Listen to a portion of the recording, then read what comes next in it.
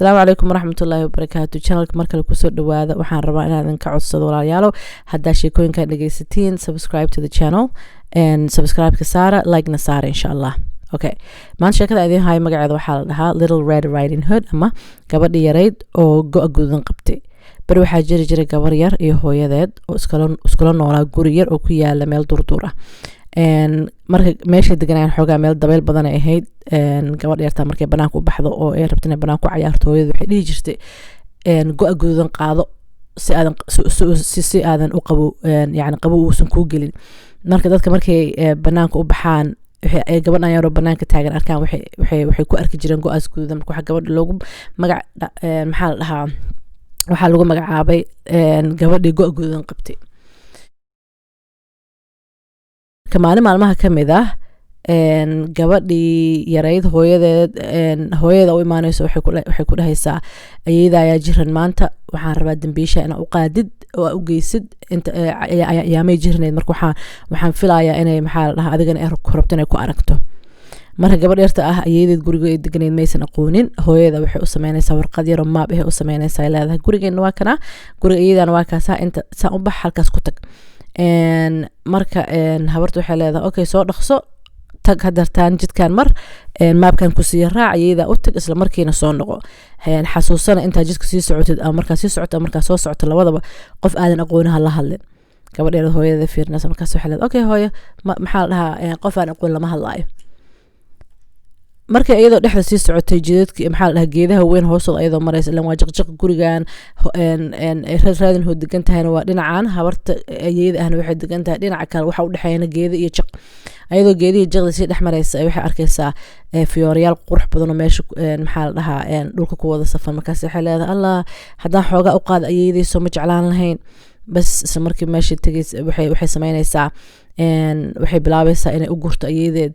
fiyooriyaasha. ayadoo fiyooriyaha guraysa waxba kale ogeyn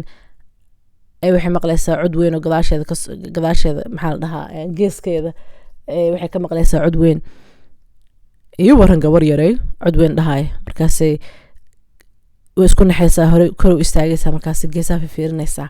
isla markii waxay arkaysaa dawaco weyn oo kasoo maxaa la dhahaa geed gadaashiis kasoo baxday. dawacadii geedka isugu leexinaysaa xoogaa way u qoslaysaa gabar yar u qoslaysaa markaas leedahay haya ii waran. markay aragta gabadha yaree dawacadii u qoslaysa ee xoogaa iska farxaysa is leedahay maxaa la dhahaa yani baqdin ma gelin. markaasaa dawacadii waxay leedahay haye iyadoo iska dhigaysa weli qof fiican oo maxaa la dhahaa gabadha saaxiib la ah waxay leedahay haye gabar yare xagee u socotaa. ayadii markaas gabar yare waxay leedahay aniga waxaan u socdaa ayeeday oo jiran oo degan jiqjiqdan iyo beerbeerahan gadaashooda gurigaas halkaas ay degantahay ayeeday ayadaan u socdaa hadartaana waxaan isdhahay markaan arka fiyooriyaashan quruxda badan xoogaa ayeeyda u qaad. walla gabar fiican soo ma tihid uu ku dhahaya maxaa la dhahaa dawacadii isagoo u qoslaayo weli. ayeeyda aad iyo aad qof u nasiib badan waaye sababtoo ah adoo gabar fiican ah ayay kuu noqoto soo maaha. allah ayeeydaa nasiib badanaa. isla markiiba ayagoo meesha isla taagan ay gabadh yareed waxay maqlaysaa maxaa la dhahaa dawacada caloosheeda qurruc dhahaysa. markaas gabadh isku naxaysa leedahay muxuu ahaa waxaas. dawacada markaas isla markii waxay leedahay may waxaas waxba ma aha ha ka walwalin waxaan u malaynayaa onkod hadartaan rooba noo soo socda onkod halkaas iyo buuraha gadaashooda ka onkodayo waayaan u malaynaya waxba ha ka walwalin. isla markii dawacada intay sii jeesatay cararaysaa waxay u cararaysaa marka dhinaca guriga ayeeda. dawacadaasi usoo ordaysay gurigeena ay imaanaysaa daaqadiisay fiirinaysaa habartii arkaysaa sariirta saarna xoogaa iska jijiran. isla markii meesha intay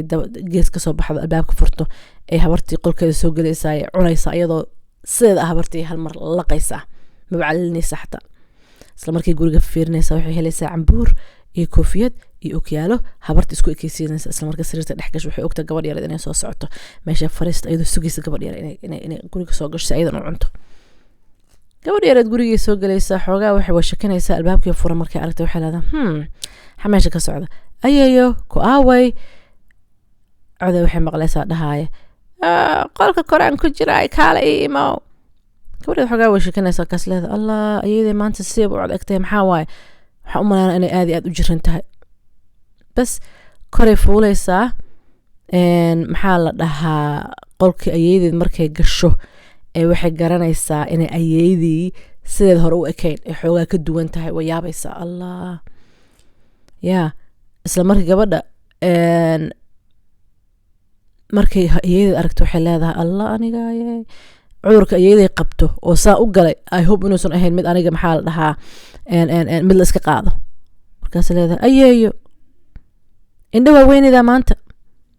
dawacadii oo iyada iska dhigaysa waxay leedahay maandhay